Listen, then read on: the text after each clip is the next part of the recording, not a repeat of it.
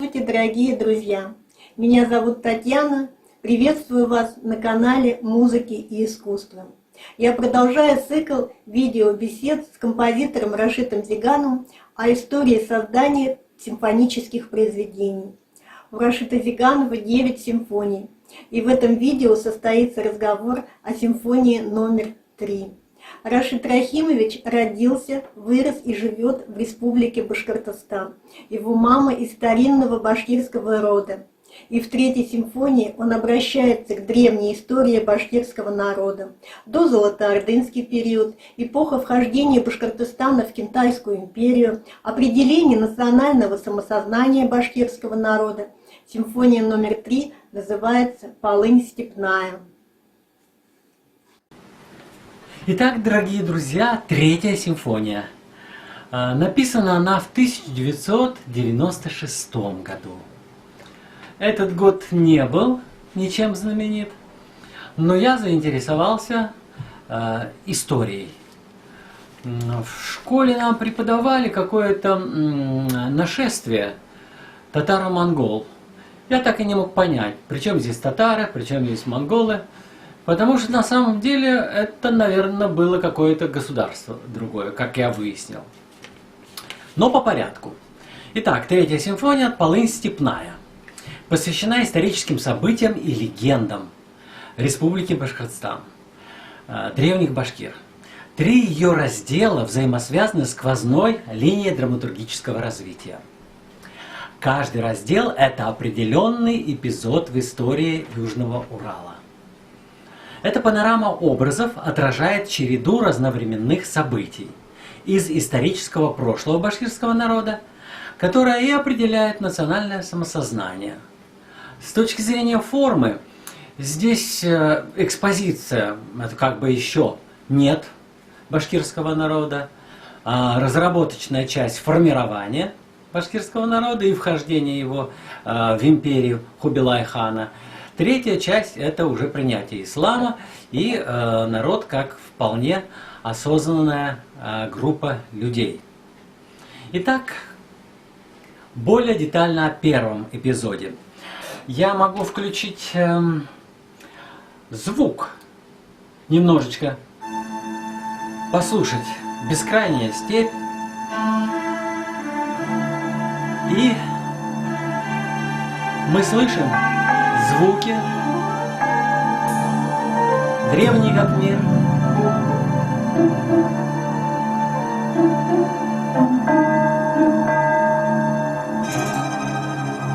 Здесь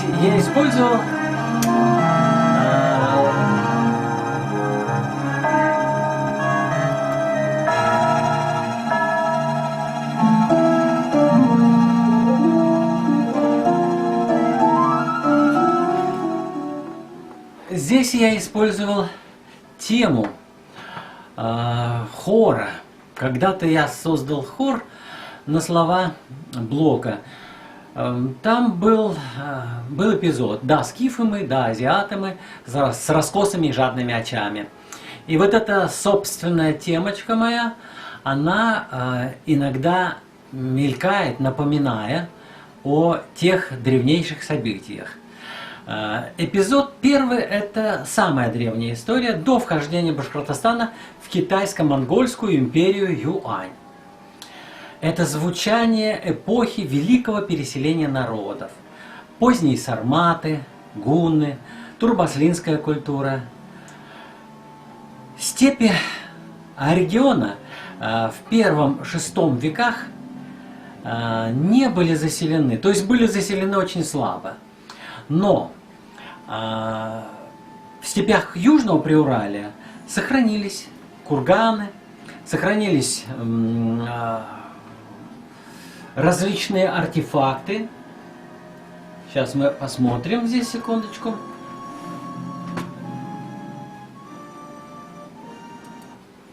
Различные артефакты, в том числе и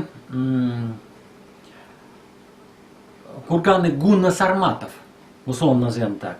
Места кочевий племен, вероятно, предшественников башкир, которые в большинстве своем располагаются в лесостепи. То есть башкиры это не чисто степной народ. Это лесостепь. Именно в Зауралье, по моему интуитивному ощущению, находится начало формирования башкир как единой нации. Это эпоха легенд, сказаний, более древних, чем сказания, эпос об Урал-Батыре. Это бескрайняя степь без границ. И вот я попытался все это озвучить. Второй эпизод – это период вхождения Башкортостана в состав империи Хубилай-хана, то есть императора китайского, империи династия Юань, внука Чингисхана, это 1271-1368 годы. 368 год. Это эпоха различных религий. И в первую очередь появление тенгрианства на территории будущего Башкортостана. Столетиями в Башкортостане насаждалась культура Салгы-Орды. То есть культура китайская. Она отразилась прежде всего в музыкальной области. Песни, интонация, ну и, конечно, в быту, в одежде, во многом. И хотя император был монгол, в целом культурная сторона это были китайцы. То есть самая культурная часть этой империи. Наиболее древние песнопения башкир доминирует расширенная пентатоника и мелизматика, характерная для многих восточных тюркских народов. Иногда присутствуют монгольские, иногда северокитайские интонации. Но в целом культуры вот этого региона, находящиеся вдоль шелкового пути, они похожи в чем-то. В одежде это и тувинцы, и хакасы, якуты отчасти, собственно, сами монголы, как боевой ударный кулак Китайской империи. Но и другие народы западные, например, булгары, это современные татары, Казанское ханство впоследствии. Эти интонации, они стали переплетаться в следующие эпохи под воздействием других народов. Но по порядку я несколько слов скажу о следующем эпизоде. Это третий эпизод. Он связан с принятием ислама. Предположение, что башкиры всегда поклонялись Аллаху, это совершенно несправедливо, потому что было огромное количество религиозных убеждений. Ну, прежде всего, какие религии были до принятия ислама?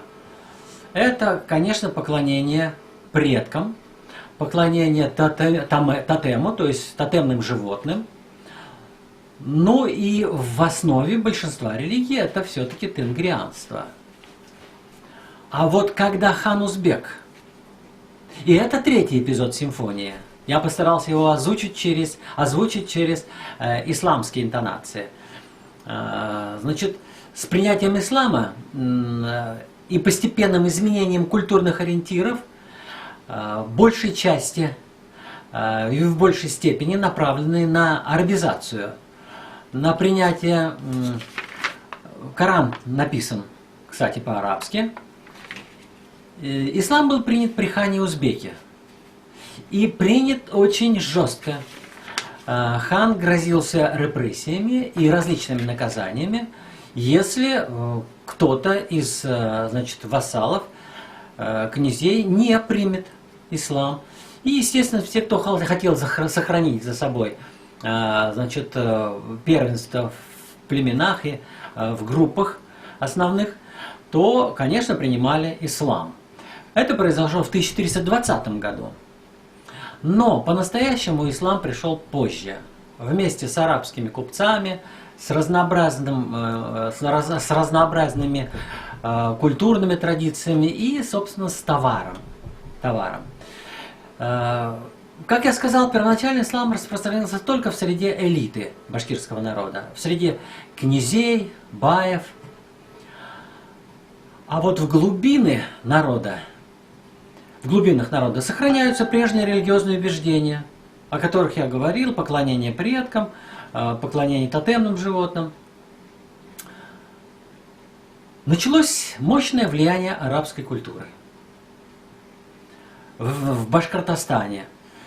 Это не только религия, не только письменность, но и в орнаменте, в письме, в языке и в интонациях появились очень распевные, мелодизированные, такие орнаментированные интонации, протяжные песни, в которых распевался слог до бесконечности на, значит, восточно-персидский или арабский манер. Эти изменения были всеобщими и естественными, потому что на Урал пришла наука.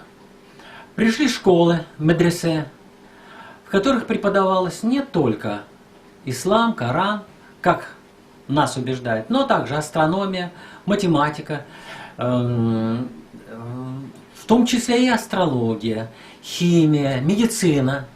У арабов была на очень высоком уровне, и достижения в арабской цивилизации, они полностью при хане Узбека и после приятия ислама, оно полностью проникли в Башкортостан, и все, значит, наиболее состоятельные, богатые, образованные ощущали это на себе. Я вот на генетическом уровне чувствую влияние планет, так как астрономия, и астрологами были мои предки, муфти, дед, прадед, которые, конечно, естественно, были в революцию все расстреляны, уничтожены, как была и уничтожена вся эта культура во времена гражданской войны. Но до гражданской войны произошло много полезных событий, ведь постепенно угасал и шелковый путь, и влияние арабско-персидского продолжало свое действие, мировое сообщество, прогресс шел, и как раз уже к 15 веку в Европе появилось возрождение. А вместе с возрождением новые тенденции, которые могли бы вернуться в Башкирию, если бы не некоторая изолированность. И от этой изолированности мы смогли избавиться, но с помощью вхождения ряд племен башкирских обратились к Белому царю, попросили вхождения в Российскую империю, которая набирала силу. И, в общем, значительная часть была первоначально положительной. Это так странно, совершенно противоположная культура, и вдруг Да? в ту сторону. То метание, то Китай с иероглифами, то вязь арабская, то, значит, вот эта самая европейская графика, которая сейчас бытует. Мы сейчас можем обратить внимание, у меня есть книжки, написанные по-башкирски на латинском языке, на арабском языке. То есть постепенно менялась и менялась культура. Я ничуть не удивлюсь, если под влиянием новых тенденций мы вдруг снова заинтересуемся иероглифами и начнем писать на китайском. Это вполне возможно, если доживем лет через 100, потому что Китай вновь приобретает, значит, значение доминирующей культуры. Но это в будущем. А в симфонии я постарался озвучить и описать периоды древние, до вхождения в российское государство. При этом я хотел бы, чтобы современные историки не описывали историю до вхождения в Российскую империю как что-то такое пагубное, неинтересное и не выдающееся. Я постарался в своей музыке показать, что древний период был также интересен, а может быть даже и более интересен, чем последующий период, когда мы пытались строить там коммунизм, когда у нас были какие-то процессы. Ну вот такая вот симфония о древности. На этом все. А при создании симфонии какие-то трудности у тебя возникали? Нет, при создании симфонии у меня не было трудностей. Я ее написал на едином порыве, под вдохновением. Вдохновение происходит тогда, когда тебе интересна тема. Я заинтересовался в этот период историей. История реальная, а не той, которая преподавалась в школе, с различными ошибками, с какими-то нелепостями, на которые даже я, маленький мальчик, обращал внимание. Потому что, допустим, нашествие татаро-монгол нам говорили. Нашествие страшно. Да. Причем здесь татары? Какие монголы? Непонятно, если император организовал мощное государство с мощной инфраструктурой, если был шелковый путь, если была мощнейшая почта. И, кстати, письма из Каракорма или из Пекина приходили сюда быстрее, чем современная авиационная почта. Потому что конники, которые стояли в караван-сараях, на всех заставах, кстати, заставы, тоже караван-сараи, все были прекрасно оборудованы. Это была мощная инфраструктура, хорошо охраняемая. Если где-то проходили какие-то ограбления караванов, то, естественно, и деревни наказывались. И это вот описывалось в истории, как вот такие злые монголы, татаро-монголы. Это все, конечно, неправильный взгляд на мир, неправильный взгляд на историю. Это было нормальное государство с законами, характерными для той древней империи. Они были жестокими, может быть, но и современные законы у нас не такие уж пушистые и мягкие. Так что... Когда у башкир появилось национальное самосознание? Национальное самосознание, я думаю, было связано второй период. Не тогда, когда это еще просто блуждающие в степи племена, а когда уже башкиры становятся частью какого-то более крупного государства, когда они сформировали свое сообщество, и князья уже общались с чингизидами, чувствовали влияние культуры Китая, когда они должны были... Кстати, у меня бабушка в совершенстве владела персидским и арабским языком. И, кстати, не хотела писать на кириллице, считала, что это кракозябры, и что она демонстративно ставила крестик. И такие бывают странности. И потом, трудно очень идти в ногу со временем старым людям. Когда человеку 90 лет, вряд ли он может переучиться, принять, допустим, какие-то новые революционные идеи 17 года или какие-то, аббревиатуры, какие-то кириллицу как таковую. Еще латиницу можно было принять, а она более соответствует фонетике, культуре башкирского языка.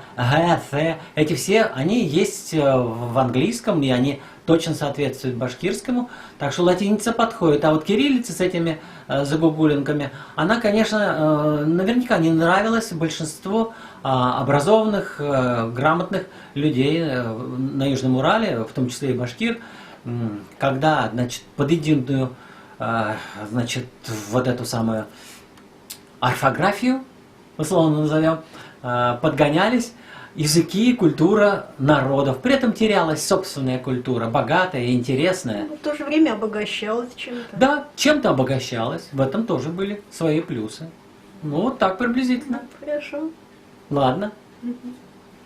Это все о Третьей симфонии.